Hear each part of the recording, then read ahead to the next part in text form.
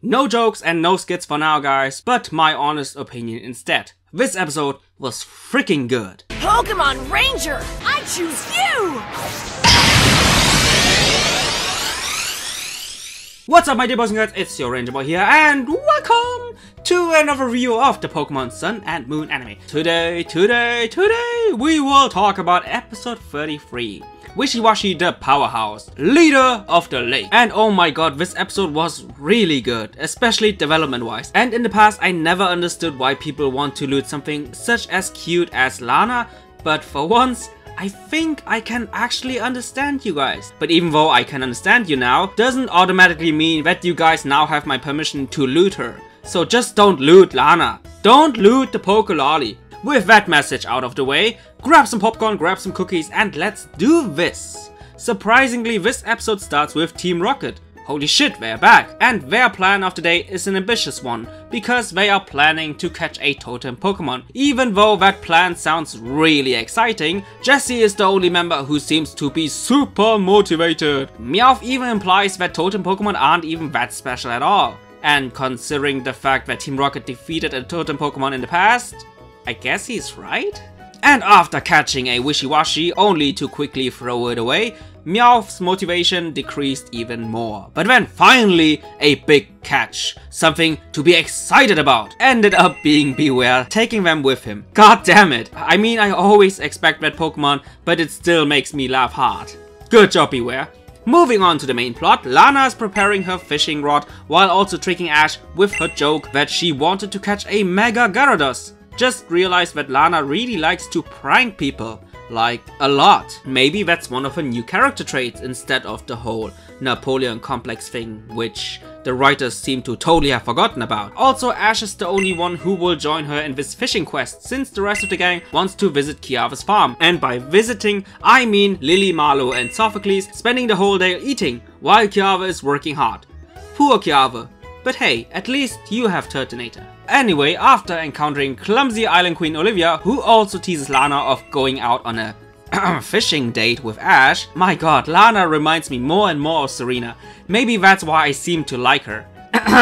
Of course, nobody will ever replace you. It's okay. She can join in my threesome with Ash. Yeah, sure. Wait, what? Oh no, not you two. Don't loot the lolly. But I'm allowed to loot her. Shit, you're right. Would you? Like, would you? Who knows? Okay. Where was I again? Oh yeah. After that clumsy encounter, the Kahuna suggests that both trainers should fish near Brooklet Hill, since there's supposed to be a totem Pokemon. And Lana's eyes went from normal mode to loot mode. I mean, serious mode. Serious mode, guys. So Ash and Lana arrive at the lake and soon encounter an old fisherman who battled against the totem Pokemon for 40 years and therefore need his permission. And to get his permission, they need to fish a Feebas for him, which took him 50 years to do so. And Lana did it in an instant. Now that's what I call well-timed comedy. In exchange for that Feebas, Ash and Lana were able to borrow his boat, which was his companion for 70 years. Like, seriously, how old is this guy? While also saving the Yowashi, which has been ditched by Meowth earlier. So Ash and Lana are now row the boat down the lake with grace. Merrily, magic up in your face. But funny moments aside, a huge Pokemon is approaching our friends, which immediately brings Lana's loot meter to maximum. And who is her victim of the day? It's the totem Pokemon Yowashi in its school form, which according to Lana, that's what she said. So Yowashi has chosen Lana as her challenger, and while Lana is fighting like crazy, Pikachu for once is acting like the damsel in distress, and luckily got saved by Popplio. Unfortunately, Popplio won't be able to shine against Yowashi, and Popplio gets really sad. Although the situation seems to be desperate, Lana still decides to do this on her own, instead of letting Ash help her, and thanks to that determination, Popplio decides to once again challenge the totem Pokemon.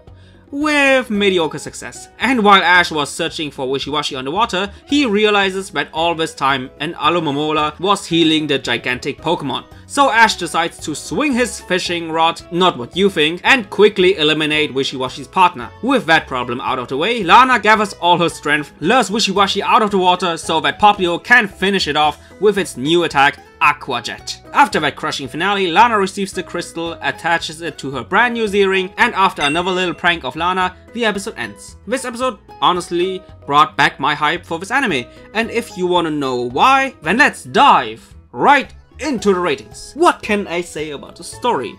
One reason why I'm so hyped is because of today's story. Not only that it was about the trial, but also because Lana really was the main protagonist of the story. They put the other members to the sideline, and even Ash was barely involved in today's main event at all, besides the one Alumomola scene. But what really was outstanding for me was the fact that even though all the odds were against Lana, for example the strong totem Pokemon or her weak Popplio, instead of relying on Ash, she instead decides to do it alone, and therefore had full confidence in both her skills and her Popplio, which in the end led to good development.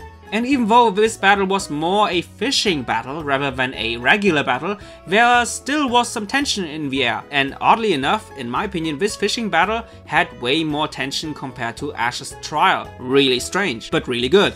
Besides the annoying repetitive old man joke, which even continued throughout the trial, god damn it, I can't complain about this episode, so that's why 10 out of 10. What can I say about the focus? The title implies that the totem Pokemon Wishiwashi is a powerhouse, which means that you can expect a really strong Pokemon. And I can't really confirm that statement, because first of all, the battle was not really a battle, but more like a fishing battle, which means that the only thing Wishiwashi could do is swimming around wildly while trying to escape.